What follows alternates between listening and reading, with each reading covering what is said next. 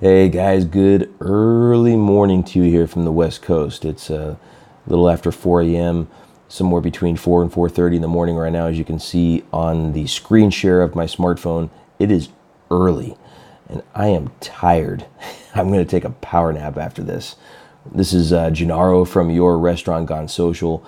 I appreciate you guys tuning in on IGTV or on YouTube. If you're tuning in on IGTV, please do engage with me, send me a direct message, give me some feedback on this content. I really would appreciate it, guys. And if you're watching on YouTube, please smash that like button. Please click subscribe below and also click on that bell icon below next to subscribe so you do not miss out on any of my video content.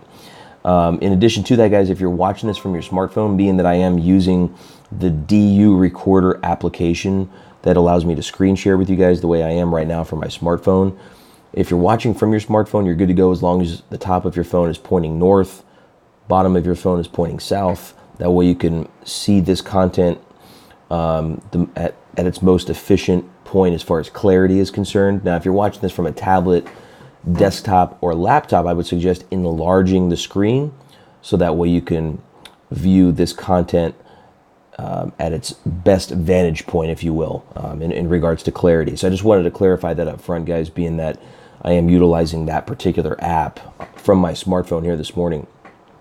I wanted to continue with my video series that I have already created a few videos for on IGTV and YouTube in regards to growing your restaurant business or any business in general transparently and doing so the right way here in 2019.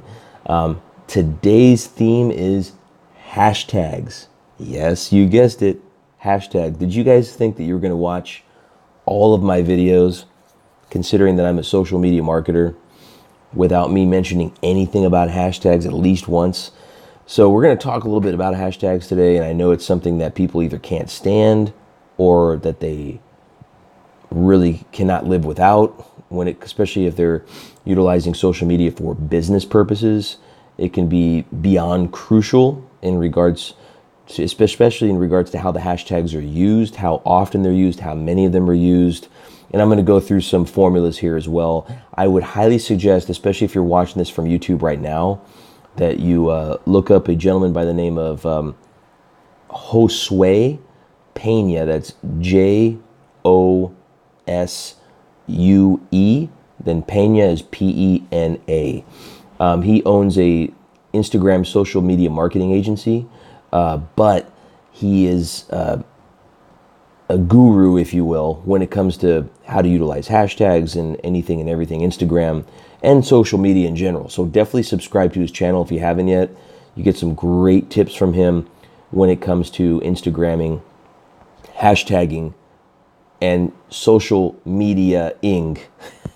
And I had to try to continue the ing theme there and didn't work out too well in the end. But I wanted to start off with a couple of funnies here when it comes to hashtagging. At least I think these are pretty funny, and they're also extremely true. I used to call hashtagging Twitter talk when it was first becoming really popular because, at least in my experience, that's kind of where hashtagging began, and then it kind of went from there.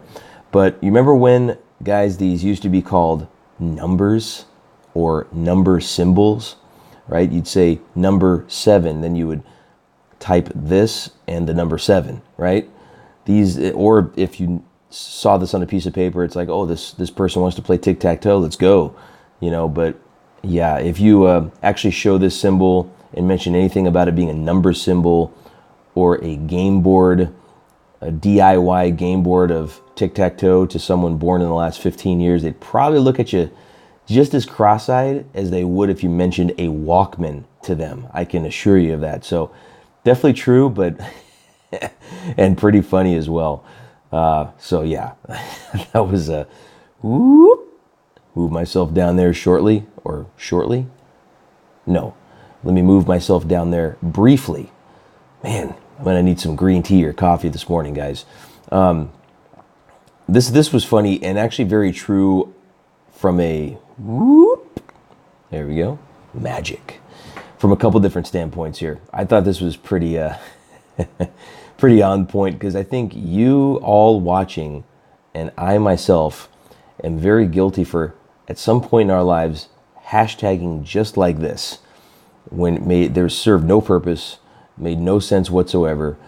This was a pretty funny e-card that I found online a short time ago. It said, "You are ridiculous with your annoying and unnecessary use of hashtags." And of course, each of those words are preceded by a hashtag, which is why it's a little ridiculous and silly at the same time. If you're hashtagging like this, you will yield 0 results. If you're hashtagging in a way, or in the same way or a similar way that I'm going to share with you guys here early this morning, in this very early morning, I should say, then you guys will definitely succeed when it comes to hashtagging. Now, so yeah, this was, I'm just laughing because I remember the days of MySpace, but yeah, you guys can probably relate when it came to hashtagging like this on MySpace, thinking that you were cool or something, but yeah, as far from cool as possible. So yeah, so here's a do not do list when it comes to hashtagging. I found this pretty interesting. Content credit on this goes to a company by the name of CoSchedule. As you can see in the bottom right-hand corner of the content there, I appreciate them putting this content out into the internet. It serves a tremendous amount of value, and I appreciate them putting in the work and creating content such as this, and allowing social media marketers like myself to utilize it for our content-based purposes, to teach you guys how to better utilize hashtags for your content. A what not to do list. Number 1 is do not use spaces or special punctuation. If you use spaces or special punctuation to break up the word or words that are supposed to be all one word when creating a hashtag, it's not going to come out correctly. You know, you can use an underscore in some cases. Like, for example, if I say hashtag springtime and it has to be all one word, that way it's categorized in that way. So what I mean by that is, if you go on Instagram, for example, and you research hashtags on how many times they're being used for that day, there'll be a difference on how many times hashtag springtime has been used versus hashtag spring underscore time. That's okay. And there's going to be, and that particular phrase is going to be searchable in both of those ways, I'd say 99.9% of the time. However, if you use like an @ symbol, which we're going to get into here in the second point here in a moment, or any other punctuation, or splitting the words up or the phrase up without using an underscore. In some cases, you can't use the underscore because it's not being used, at least that particular day, for content throughout Instagram and or the internet. So again, it varies. So it's always good to do your research in regards to what's working, what's not working for that particular day, if that makes sense. If I'm rambling, please leave me a comment and say, "You're rambling. Let's talk," so I can get clearer feedback now that you are more vibrant and awake because you've gotten your power nap, Gennaro. But yeah, so if you see a phrase, it has to be hashtag springtime or hashtag, in some cases, depending on whether it's being used on that particular day or not, based on research that you've conducted to find out whether it has or not, hashtag spring underscore time. But if you utilize punctuation, special punctuation or spaces that are not applicable, it's going to mess things up. Number 2, do not use the @ symbol in a hashtag. I mentioned that a moment ago for the very obvious reason that I just mentioned, that it's correlated to the what not to do reason number 1. Number 1 and number 2, in other words, tie in with each other. Number 3, do not go overboard with too many hashtags. Don't go more than 30 on Instagram, for example. Number 4, do not spam. Just don't do it. Don't be that guy.